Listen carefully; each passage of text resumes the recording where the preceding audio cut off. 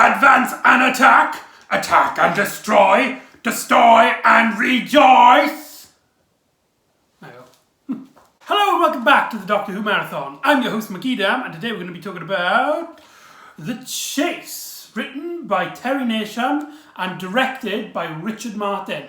Now, this story is just strange. There's literally no words to describe it.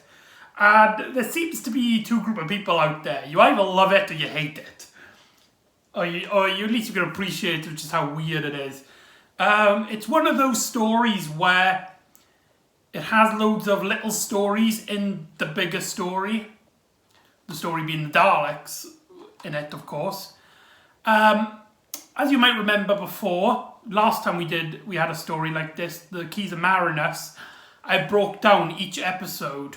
But I'm not going to do that here, mainly because with that story, it did feel like genuinely different stories with just like an overarching story arc, like we get in like a New Who.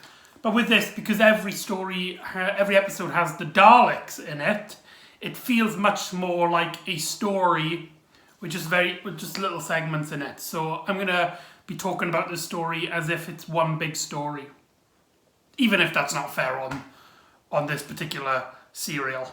So yeah, very strange. The first You got to be kidding me. That's going to make it into the bloopers. Oh no! I broke the chase! Oh God! Oh no! Oh no! That's really embarrassing. Can I fix it? Hooray! It's easily fixable. It's completely fine.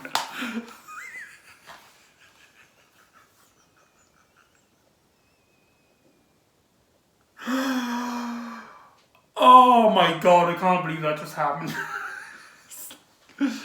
Oh, that's a great way to start it. Right, I'm going to put this away just in case that happens again. So let me put that for there and let's get on with the story. So as the first story segment takes part of the first two episodes. This is a 6-part story. This is a 6-part story, by the way. And the Doctor and the team land on like a desert planet with 2 suns. Sounds familiar? Yes, this may be the inspiration for Star Wars. Maybe. Very, very cool if it is, but it's a very big coincidence if it's not. But anyway, at the start of the story, the Doctor gets his machine that he got from the Space Museum working, the space-time visualizer, which allows him to see any point in history with ease, looking on a screen. And you'd think it'll play a much bigger part, but literally it only plays like the first half of the first episode. They watch Abraham Lincoln giving a speech, William Shakespeare meeting Queen Elizabeth I, and they see the Beatles as actually with Paul McCartney, Ringo Starr, John Lennon and George Harrison. Like, I'm not even joking, it's not like actors, it is genuinely the Beatles in Doctor Who. But to backtrack it, what happened is that the BBC had rights to use a clip from Top of the Pops of the Beatles into Doctor Who, and funny enough, that episode of Top of the Pops is actually deleted from the archives. They got rid of it, or it burnt, or it went missing. So this is the only surviving clip of that Beatle performance in existence. Now, if you watch this story in UK, you're going to see it. However, if you may watch it in other places, I know in the American anyway, they in the region 1s, they don't have this because of copyright issues. So they had to edit it out in some versions. So if you have no idea what I'm on about, I do apologise. For the most part, that's basically it until a little bit later on in the first episode. And they go on to this like desert, and it's really nice and fun for our characters. There's not really much going on interest to us, but it is nice to see our main characters, kind of enjoying themselves. And there's a great bit where Vicky and Ian have a little sit down and chat, and they talk about this story about Vicky had when she's a child, about this like circle on the floor, which was very very nice. Not really much to talk about for the moment. We cut back then to the Doctor and Barbara in a pretty funny scene, and it sets up the story, the style of the story, I should say, because you see him having like a sunbathing, and the Doctor starts humming, and Barbara can hear something, and she's like, "What's that horrible noise?" And the Doctor comments as if like, "Horrible noise? I hope that's not talking about my singing." Barbara then goes, "No, not that horrible noise, the other one." So, this story is a comedy. If you watch it in the mind that it's a comedy, it's having a laugh, you're going to enjoy it. But if you're taking it as like a big Dalek story, then you're going to be disappointed. And that's why I think there's huge contrast between people who like it and hate it. It really depends on if you like a more comical First Doctor adventure. I do, so I kind of enjoyed it. So Barbara hears the noise, and it comes from the space-time visualizer, and she sees on it the Daleks, and they're planning on chasing the Doctor and the crew through time and space. Now this is really cool because in the Daleks, they went to the Daleks' home planet, Skaro. In Dalek Invasion of Earth, they came to Earth, onto our planet. And so the chase, which is kind of like the end of this trilogy, takes place everywhere, basically. Anyway, back to Ian and Vicky. They get like trapped in this like hole where there's a giant octopus thing called the Maya Beast, and that's like one part of our cliffhanger. Whilst Barbara and the Doctor get caught in like a blizzard, and when they come out of it, the landscape's completely changed, and they can't find the TARDIS or Ian or Vicky, and they look up, and Barbara's just about to call out, but the Doctor kind of stops and puts around, and then what you see is really cool. It's like a desert of sand, and what you can see is just like a little pile of sand come out like that, and you see a Dalek poking out from the sand, which is a really cool shot, kind of ruined by the Dalek sound effect, where he's kind of like he's like waking up. But it does. So yeah, that's our cliffhanger for part one. Very great, very well settled, very iconic. Richard Martin's directing in these episodes are brilliantly iconic, though some of the more action scenes play very weird, which we'll get onto when we go to the last episode. Back to the story in hand. So the Doctor and Barbara meet up with these weird fish people, and they look absolutely ridiculous. There's no way of basically explaining it. They're just silly. And they're not that interested, and they basically are like, the Daleks have communicated to us, if we don't give it to them, give you to them, then they will kill us. But when we cut to the Daleks, for some reason, they're just shunned with personality compared to their previous appearances. One of my favourite scenes in this story is two Daleks are talking, and one of them's like saying what the Daleks should do and how they're going to find the Doctor and the TARDIS team, and you could just see the other Daleks just goes like, yes, yes, yes, and then the Dalek who's mainly talking just turns around, turns back, and is like, well, do it. And then the other one's like, I obey, and walks off. It's a very silly moment. Why has Terry Nation wrote them like this? We've gone from a really serious story to a really bleak story with the Dalek invasion of Earth, to basically the Daleks being fed up with each other. And yeah, so I can definitely see why people don't like it. But there you go.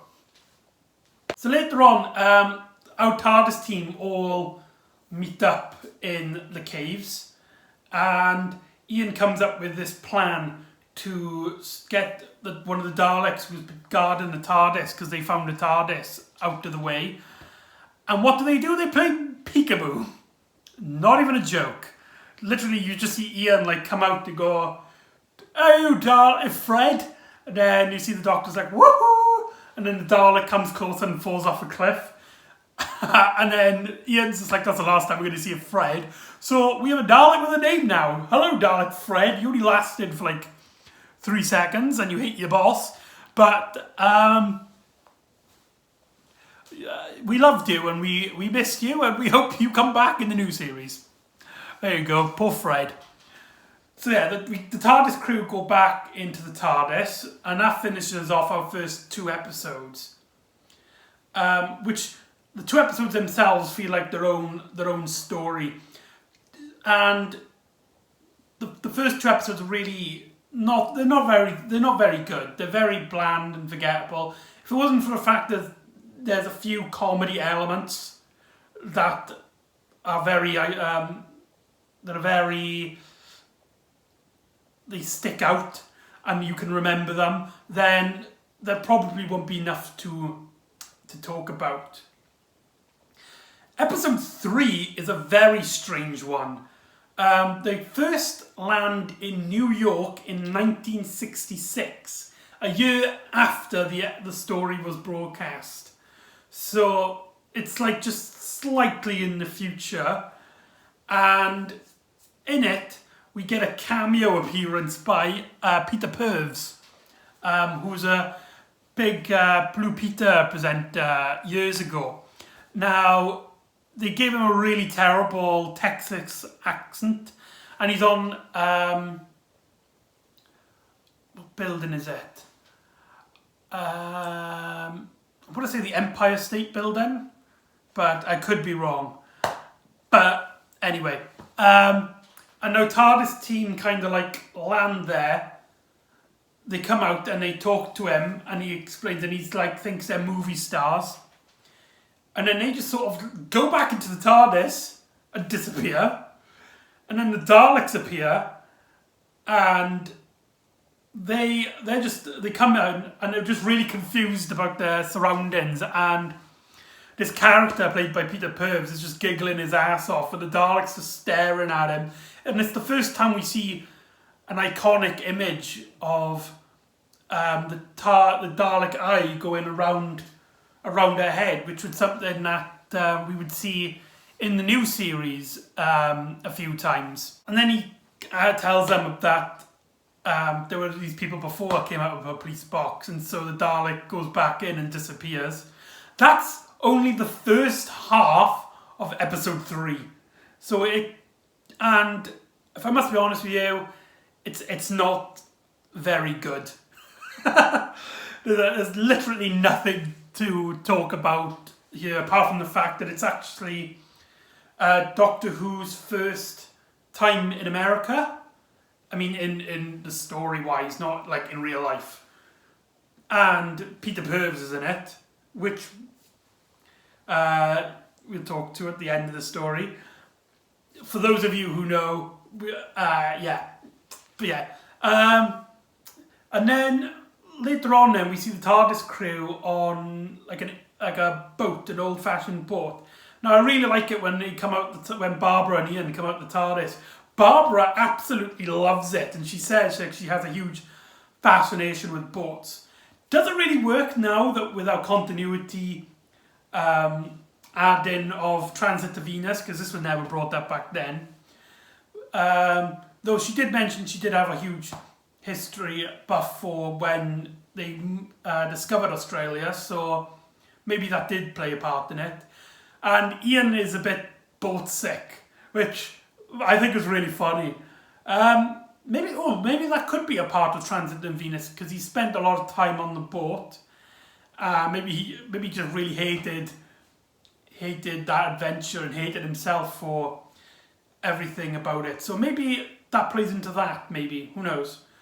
Or maybe the people who wrote Transit to Venus just never saw the chase. That's probably the most likely one. And then we get like a really comical scene where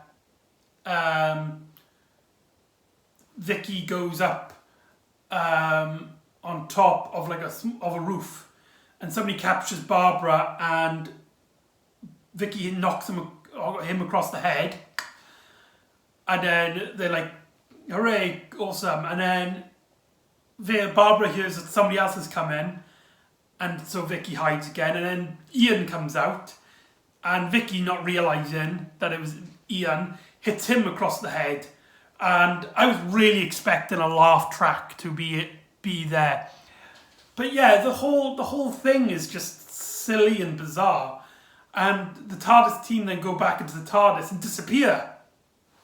That's them on the end of that ship. They literally just set up these small segments of time of them in it, and then the Daleks come in then and they shoot around the ship and they disappear. And it's a really dark moment for a story that's really comical, where a woman with her baby jumps off the ship and presumably dies. So that's very dark.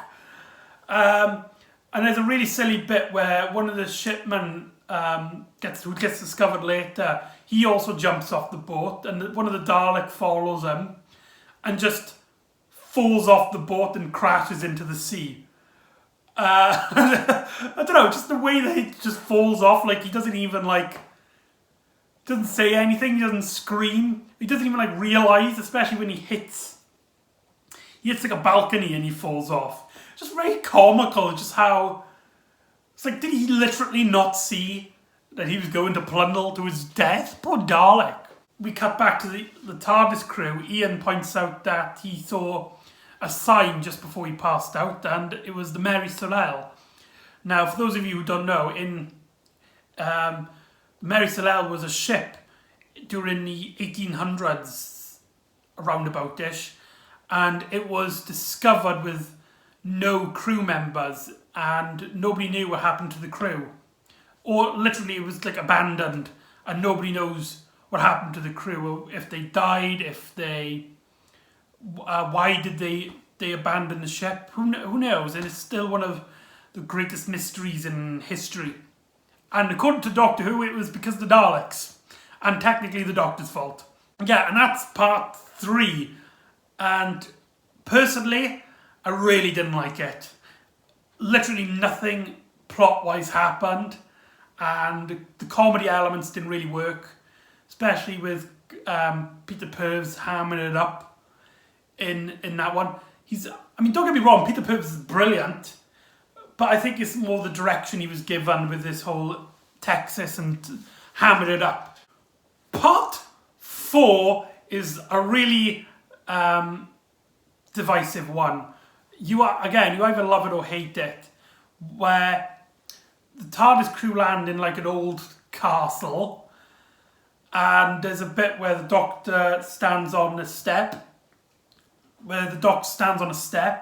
on the stairs, and the lights go off and you hear bats crackling and everything, and you hear the wind blowing heavily, and it's just really creepy in a very campy sort of way. And they're trying to plan out their situation, and Ian actually points out that there's stairs, and the Daleks will be useless because they can't go up the stairs, which is the first time the show references their biggest weakness, stairs. So Ian and the Doctor go exploring, and as Vicky and Barbara wait by the TARDIS as everything's scary. And the Doctor and Ian meet, I shit you not, Frankenstein's monster. I let that sink in. Frankenstein's monster. And it gets up and walks, and Ian and the Doctor walk out the room, and then the monster kind of like goes back and lies down, which is very bizarre. And whilst this is happening, Vicky and Barbara are waiting around, and suddenly some man in like old-fashioned clothes and sharp teeth, which are clearly like cotton, just like that. And he walks in and he speaks very weirdly, like his lips don't match with what he's saying.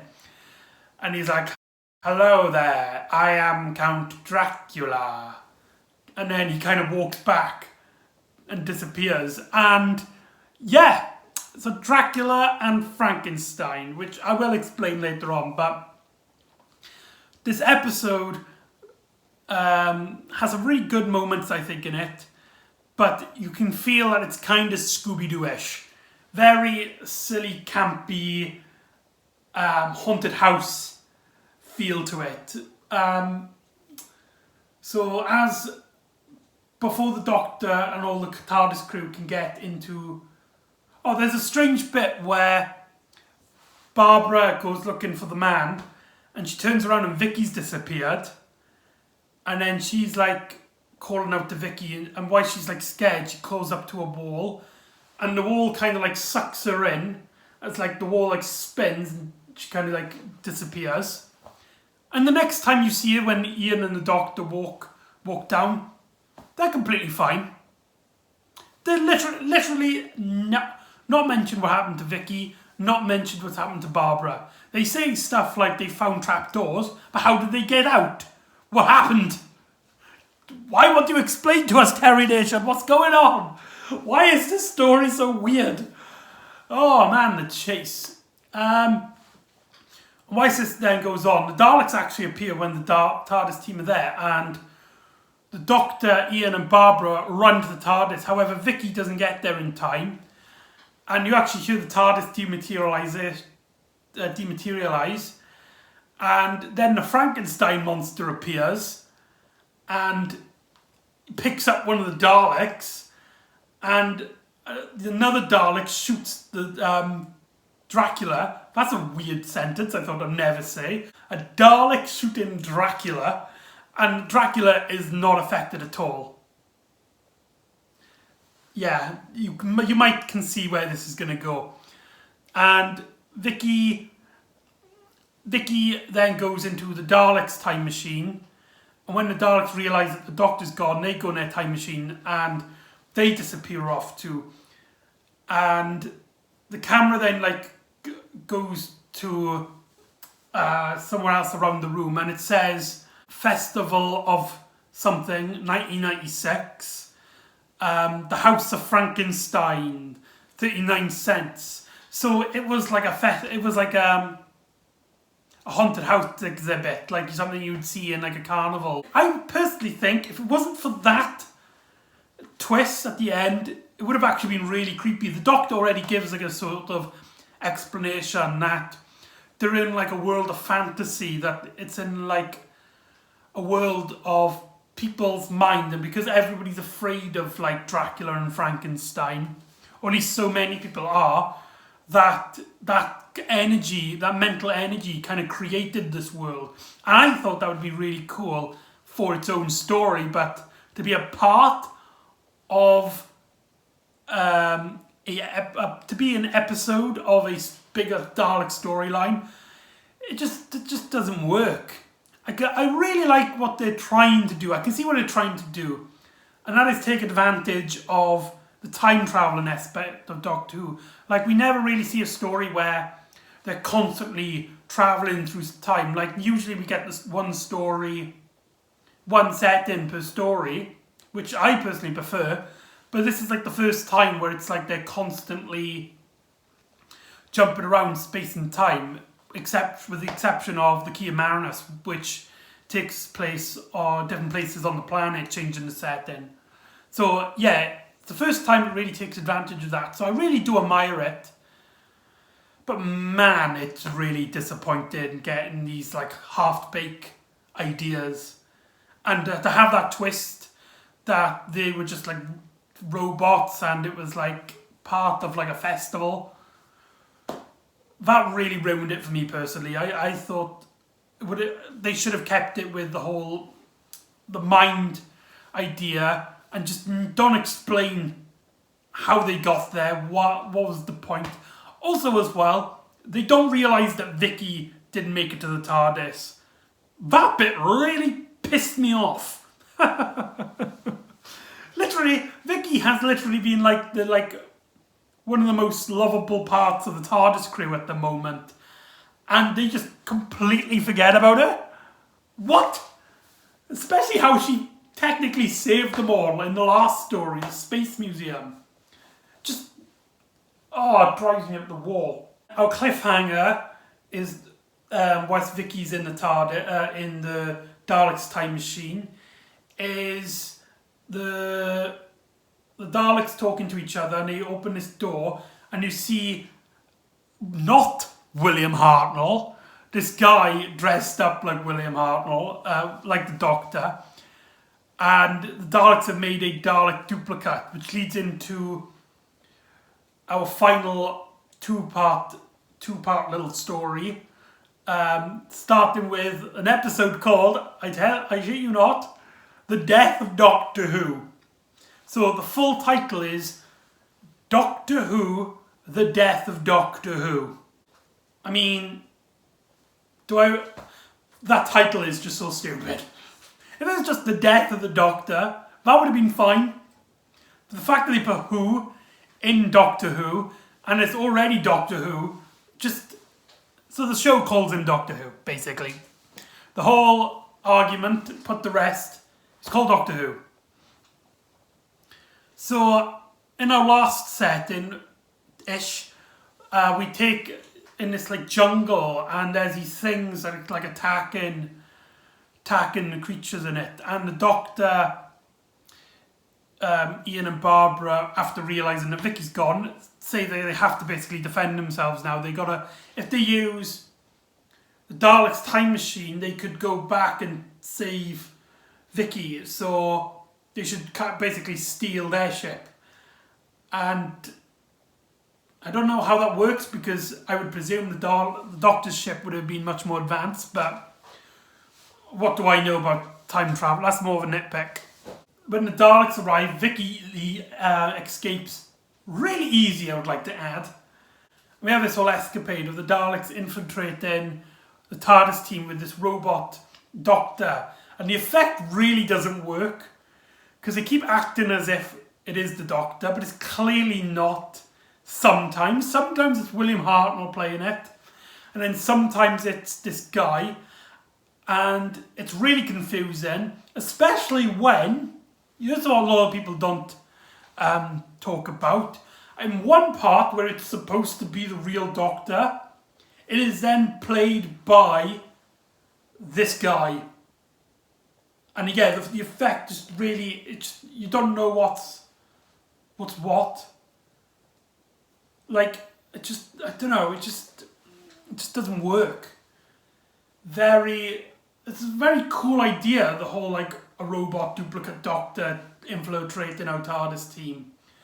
Especially when it's like, when Barbara lets Ian and the Doctor run off, and then this robot Doctor comes in and she asks where Ian is, and this Doctor is like, he's dead, the Daleks killed him. And then he's like, come with me, maybe you could help me. And they walk off. And William Hartnell absolutely owns it. But it's just not that interesting.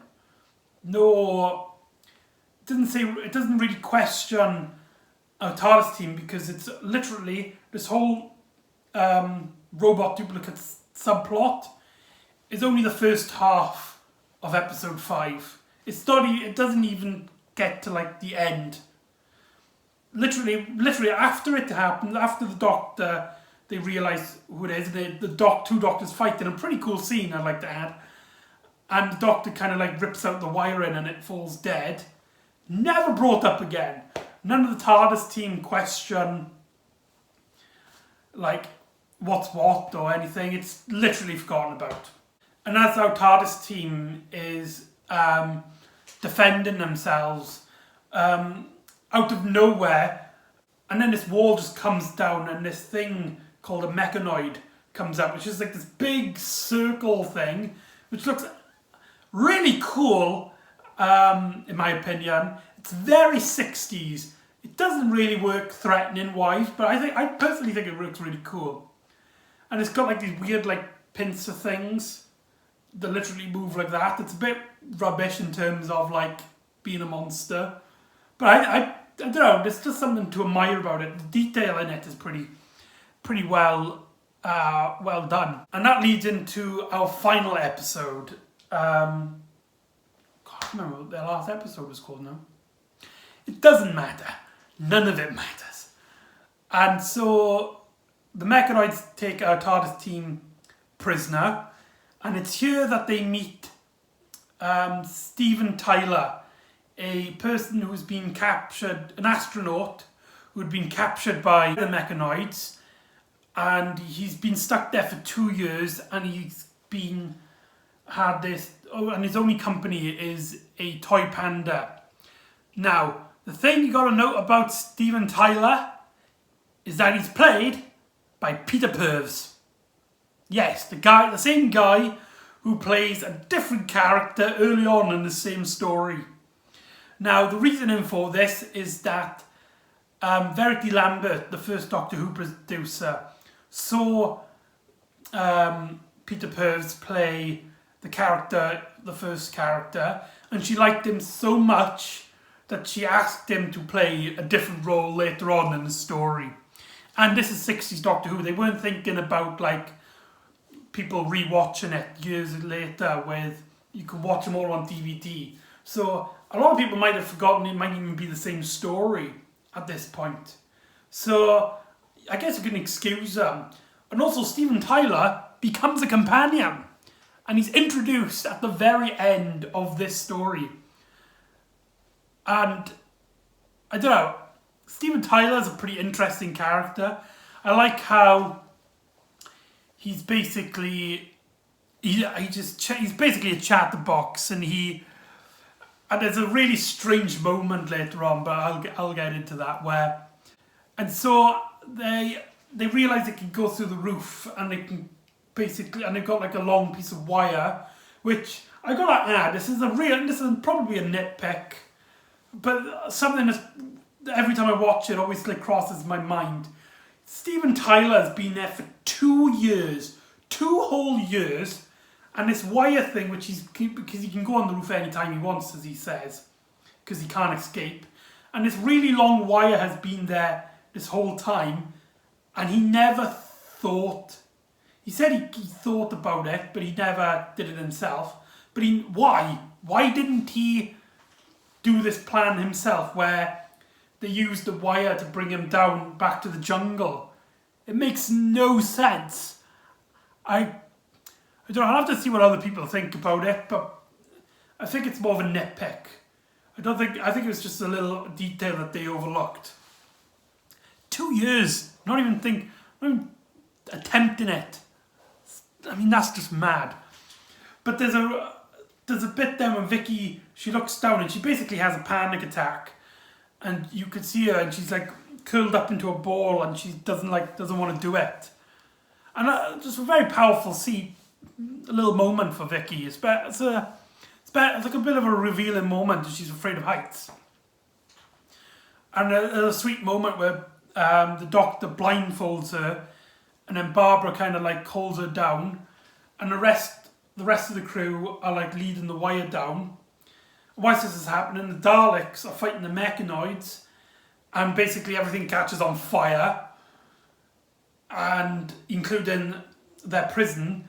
And Steven Tyler realizes that he left his toy panda down there, and what he does is he literally leaves go of the wire, making Vicky almost fall to her death, whilst he goes into the burning fire to save his pet panda, his toy panda. What the hell did I just see? What a bizarre character trait that he loves this. Steven Tyler, you've got some issues. How did you stick around? And what's really bizarre as well is, in terms of this story, it's the last time you see him with the TARDIS crew. You see him going down to get it, and then obviously our TARDIS crew get down and they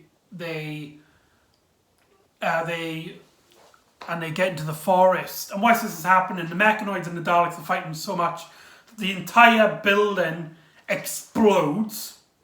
And then the next time what happens then is that Steven Tyler is just walking around in the jungle by himself with the panda, completely fine. What? I can't stress this enough. There's just so many little details, just get completely ignored. I just don't understand. However, this then leads into a very sad moment where the Doctor and the crew examine the Dalek ship, which is now abandoned. And Barbara and Ian realises that they could use the ship to go back home. Now, there's a little bit I absolutely love. It's one of my favourite Doctor Who scenes, if I must be honest. Might even, for me personally, it rivals Susan's exit, where the Doctor goes in first, and then they chat about like it could take them back. And you can see it in their faces, they're really cheerful. And they walk in, and then you can tell some time has passed. And then you just see the Doctor coming out shouting back to his old grumpy self, which we've seen earlier on, in which he's like, "No, this is absolute showershide. I will not hell-bent in your destruction. Did you know it's madness? You forced your way onto my ship. And now you want me to take you back with this huge risk." And just, you can tell that he's upset, and he's bringing back his old grumpy self. But it's different to before, because before, when he was grumpy at them, it was because they forced themselves onto the TARDIS. But now they're a family. This is like a small family, and the Doctor's seen them as through thick and thin. And he really doesn't want him to go. And just, man, it's William Hartnell at his best. The way he delivers his line, you can clearly, with so little words as well, at the end that and then when he later then puts Ian and Barbara in the thing and tells them what to do, which we don't see, you just see him coming out the building, the ship, and he says absolutely nothing. And it's just brilliant. Slightly ruined by the fact that Ian and Barbara's exit was really just like offhanded. Literally, the story, in these stories, they're basically nothing. There's no character, no development. They're literally just background characters. And then all of a sudden, it turns out it's their exiting story. What? Such a bizarre... Like, imagine if this came out now. People would be complaining thick and thin. Man. And then we get the famous scene of the Ian and Barbara walking out. And Ian joyfully is like, "London, 1965!" Which is, if you don't know, it's a Doctor Who meme of Ian saying that. I don't know why. Oh, wait, yes I do. It's because A while back they had a Doctor Who Twitch marathon. Twitch is a website where you can watch like people make videos live, and they did like a Doctor Who marathon where they had every existing Doctor Who episode played back to back to back. And in the trailer they had that moment, and like you had like all this like epic battleness, and you have that little moment with Ian so cheerful, and it just became really funny. But that has nothing to do with the story at the moment. And there's a great bit where the Doctor and Vicky are watching Ian and Barbara enjoying themselves in London. And Vicky is like really happy for them, and she smiles and she hugs the Doctor. It's like, they're home. Look at them, they're happy and they're safe. And then the Doctor's just silent, and he just goes... And there's a moment of silence, and Vicky kind of like steps away from him, and he's just like, yes, those silly pots. I'll miss them. I really miss them. And then that's the end. So that's we're going to say goodbye to Ian and Barbara. And yes, if none of you have noticed, despite the fact they said Stevens Taylor becomes a companion, they don't actually mention him entering the TARDIS at all. What a bizarre story. So yeah, that's the chase. I'm going to pick this up now. I hope I don't break it like last time. So that's the chase. Just, what the hell? When I first watched it, I heard all the bad things. I knew I was getting into something which was very hit and miss with people. And when I first watched it, I really enjoyed it. It's very silly, goofy, fun, really campy, really silly. It doesn't take itself too seriously. And yeah, but now that I've rewatched it, because this is the second time I watched it, the complaints do become a lot more thicker, and the plot really suffers from the idea of doing this cosmic adventure through time and space, whilst also making it a comedy with the Daleks being silly. If I remember in episode 5, there's a bit where they get attacked by plants, and there's a bit where one of them asks one to save itself, and it just demands that no, you save me. So yeah, there's like a lot of bits like that. The Daleks are not taken too seriously here, but I think if you go into it thinking it's a comedy, I think you would really enjoy it. I really enjoyed it. It's clearly not one of the worst. I could name a few worst stories. It takes advantage of being set through space and time. Like the story does go have a lot of settings, which we rarely see a story do that. Only like a handful of stories actually do that. But yeah, it kind of falls flat without... Like the story itself, the overall story is not really memorable. The way it's plotted, it's more little moments that you remember, rather than the overall adventure. So yeah, that's the chase. I finally got that one out of the way. I was kind of dreading this one because I didn't know what I was going to say about it. Whether if I'd come back into it thinking, defending this story, or if I would come back realising it's not as good as I remembered it. So that's the chase. So join me next time when Steven Tyler becomes an official companion. I mean, he appeared in this story, but he becomes official companion next story. The whole show structure kind of changes a bit now that Ian and Barbara are gone. Because during their era, the show was mainly focused about Ian and Barbara. Like, they were technically the main characters, whereas the Doctor was like the pilot of the ship that they travelled through with. And though the Doctor is obviously a main character, the story mainly focuses on Ian and Barbara. So with them gone, the whole concept changes and we get our classic Doctor and young female companion set up. Yeah, and we also get the third person that we see of the Doctor's species. So that's interesting. So join me next time. See you next time on the Doctor Who Marathon. Oh my god, I can't believe I just did that with the CD. Oh.